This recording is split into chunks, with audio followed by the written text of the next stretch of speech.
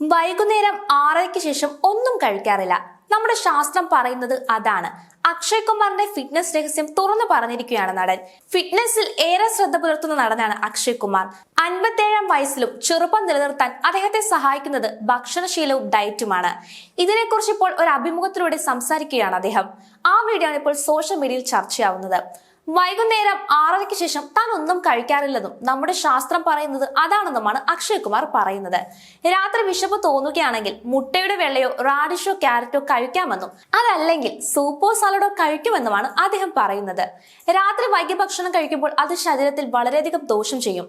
രാത്രി 10 മണിക്കോ 11 മണിക്കോ ശേഷം ഭക്ഷണം കഴിച്ചുറങ്ങാൻ കിടക്കുമ്പോൾ അത് ദഹിക്കാൻ ശരീരം 3 മുതൽ 4 മണിക്കൂർ വരെ എടുക്കും. ആ സമയത്ത് നിങ്ങളുടെ ദഹനേന്ദ്രിയം ഒഴികെ ശരീരത്തിലെ മറ്റെല്ലാ ഭാഗങ്ങളും വിശ്രമത്തിലായിരിക്കും. ദഹനേന്ദ്രിയം മാത്രം പ്രവർത്തിച്ചു കൊണ്ടിരിക്കും. ഇത് ഹെൽത്തി അല്ലെന്നുമാണ് അക്ഷയ് കുമാർ പറയുന്നത്.